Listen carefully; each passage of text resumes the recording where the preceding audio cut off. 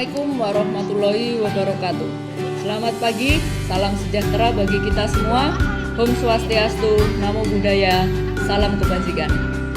Teman-teman, saya akan menjelaskan beberapa tentang pilihan metode ber-KB di Indonesia.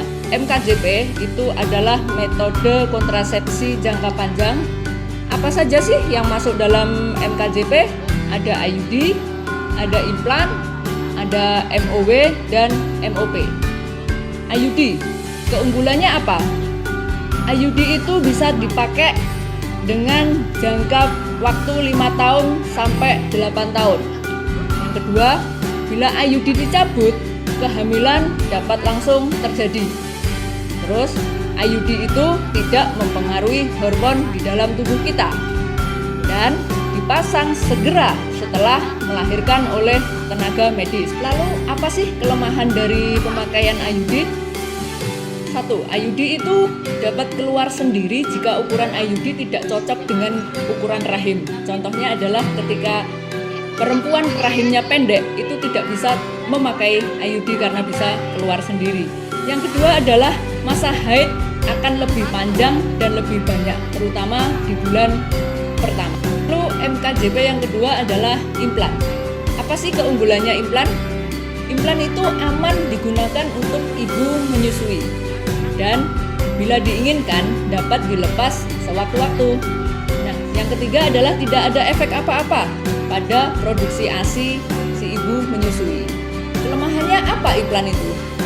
Nah, kadang-kadang pada saat pemasangan memang agak terasa nyeri, tapi nanti sama bidugan akan dikasih obat anti nyeri, jadi jangan khawatir ya. Dan yang kedua adalah membutuhkan prosedur operasi ringan untuk memasukkan dan mengeluarkan alat ini. Biasanya implan itu dipasang di lengan sebelah kiri. MKJP yang selanjutnya adalah MOW, metode operasi wanita. Keunggulannya apa sih?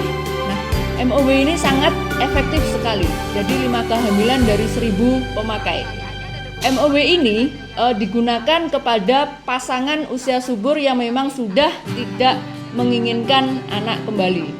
Yang kedua adalah tidak ada efek samping sama sekali untuk jangka panjangnya. Nah, kelemahannya apa? 1. MOW ini tidak mudah dikembalikan ke semula. Hanya untuk yang menginginkan anak lagi. Itu pun biayanya sangat mahal ya. Dan yang kedua adalah kelemahannya rasa sakit dalam jangka pendek setelah tindakan. Mungkin agak nyeri, terus untuk berjalan juga sakit. Itu mungkin berjalan sekitar 3-4 hari. Dan MKJP yang selanjutnya adalah MOP. Apa sih MOP itu? Metode operasi pria. KB ini biasanya dilakukan oleh bapak-bapak yang ibunya memang sudah tidak bisa melakukan KB yang lain. Jadi keunggulan dari MOP ini tidak mempengaruhi gairah seksual bapak-bapak sekalian. Yang kedua adalah biayanya lebih murah dari sterilisasi wanita. Yang ketiga, metode KB ini untuk laki-laki yang paling efektif. Yang keempat, dapat dilakukan kapan saja, operasinya cepat dan aman. Nah, kelemahannya apa? Nah, satu ini tidak bisa melindungi kita dari IMS, infeksi menular seksual. Yang kedua adalah memang membutuhkan prosedur operasi ringan. Nah, gimana bapak-bapak tertarik ikut MOP? Oke. Untuk KB selanjutnya adalah yang non MKJP. Macamnya adalah suntik, pil, dan kondom. Kita ulas keunggulan dari suntik dulu. Apa keunggulannya? 1. Mudah digunakan. Yang kedua adalah tidak berpengaruh pada hubungan suami istri. Yang ketiga, membantu mencegah kanker endometrium dan kehamilan ektom. Lalu apa sih kelemahan dari suntik KB itu? Dia tidak melindungi dari resiko IMS, infeksi menular seksual. Dan yang kedua adalah kembalinya kesuburan lebih lambat, rata-rata 4 bulan lah, karena menyesuaikan hormon dari ibu masing-masing. Yang ketiga, efek sampingnya seperti mual, berat badan bertambah, sakit kepala, dan perubahan haid yang tidak teratur. Kadang ada yang tidak haid sama sekali. Nah, yang kedua adalah pil KB. Apa sih keunggulannya dari pil KB itu? kesuburan segera kembali setelah dilepas. Jadi kalau lupa itu bisa hamil. Dan yang kedua adalah mengurangi rasa nyeri waktu haid. Yang ketiga, sangat mudah menggunakannya. Kita tinggal minum setiap jam, setiap hari, dan itu berulang terus. Kelemahannya apa? 1. Pemakai harus disiplin minum pil setiap hari. Jangan sampai lupa. Nah, itu kalau lupa bisa langsung hamil.